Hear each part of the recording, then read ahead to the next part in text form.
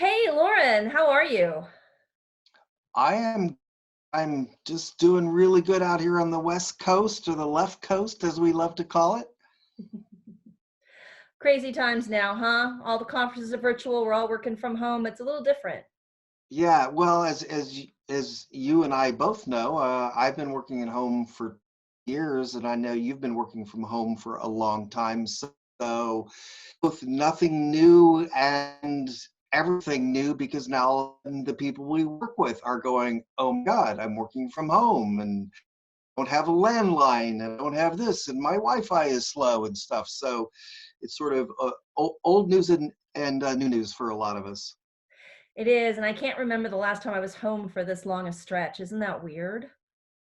Yes, yes. It's like who knew that going out to get, a cup of coffee or get, some coffee beans because you're running low was such a big deal and exciting, right? Actually, a car and drive there to like do something like just really fundamentally simple. Yep, exactly. So hey, I am so excited that you're speaking at the Email Innovation Summit. We've gone virtual now, but that's just the thing that we needed to do. But I'm really looking forward to your session because I'm a numbers person.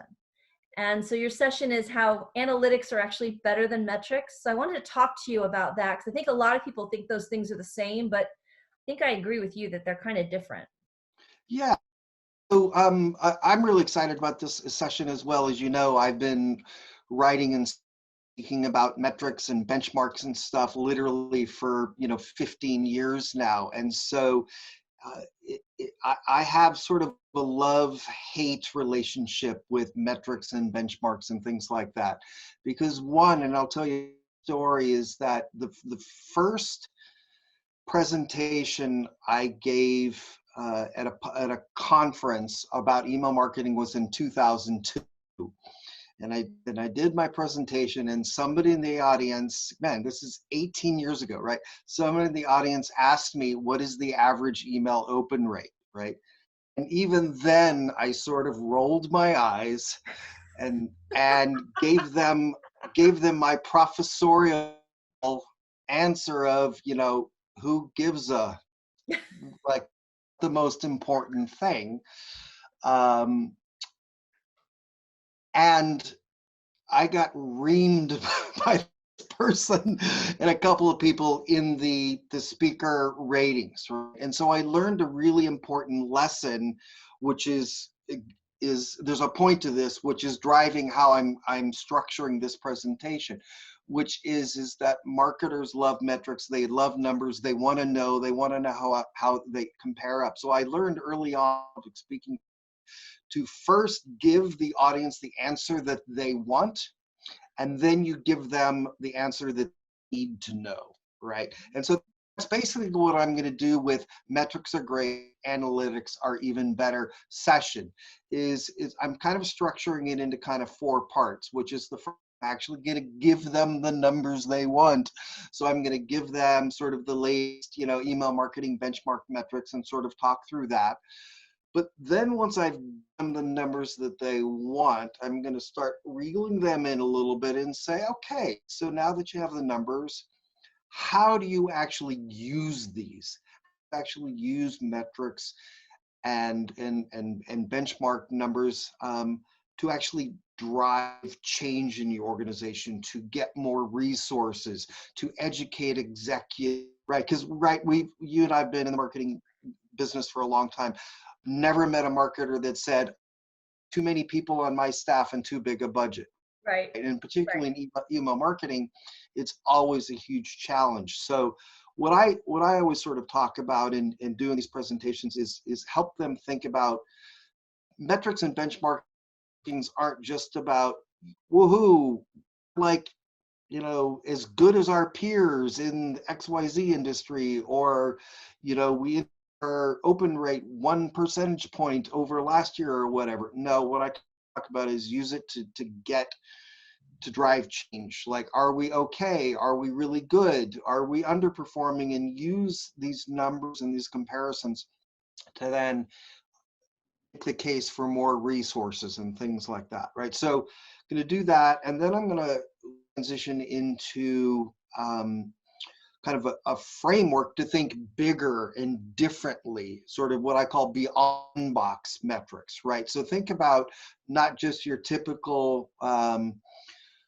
opens, clicks, unsubscribes, spam complaint, bounces, right?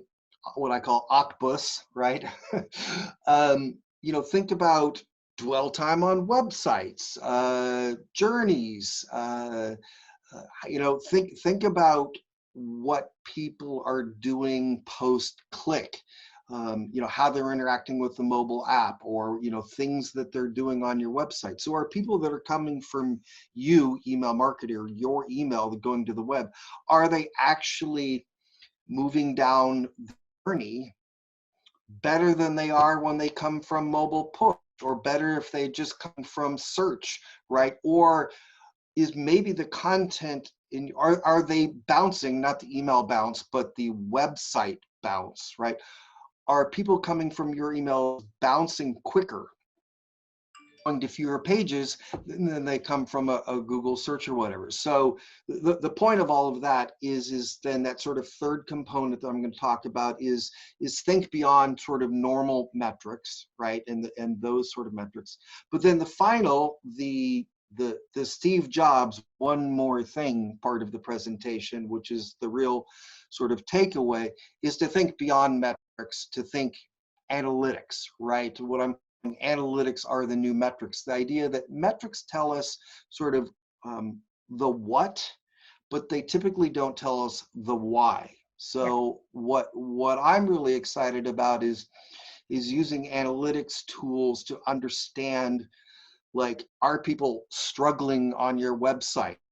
Are there paths? Are there things in their journey that's danger, Dr. Smith, right? The problem here, people are clicking from the email, and it may be a technical issue on the website, or it may be that the content in your email didn't set them up correctly, version on your website, because, by the way, all of this content is probably created by two completely different teams and departments in your organization. So it's that disconnect. So my sort of call to arms with all of this is that email marketers need to, whether they own the analytics tools or work with the analytics teams in their companies, get access to those teams, get the reports, they actually step beyond their sort of typical inbox role and domain. They look and see what's happening after the click. And so that's where sort of the analytics come in, is truly understanding that behavior of what the post-click people are sort of doing after the fact. And I think I just gave the presentation. So. No, I'm sure there's more. I'm sure there's more that you can talk about. There is more. There is more. But so hopefully that was a reasonable teaser. I think it's great. And I got to tell you, one thing that I do that you do that I love is the idea of starting with the numbers, the quantitative, and making the path to the qualitative. Because in the end, it's not really about the numbers. It's about what the numbers are teaching us about the subscriber experience, whether it's good or whether it's bad or whether it's neutral, and then figuring out what we can change about that subscriber experience to improve the numbers. It's a back and forth. Yep, absolutely. Yep. Awesome. Well, your sessions are always some of the highest rated at our conferences. So I'm so happy that you're going to join us for the virtual summit in June. And I'm sorry we won't be able to see each other in person, but I'm glad you're going to be there. I'm looking forward to it. I am as well. I appreciate it. All right. Hey, thanks so much, Loren. Enjoy the rest of your day. Great. Thank you. Okay. Bye.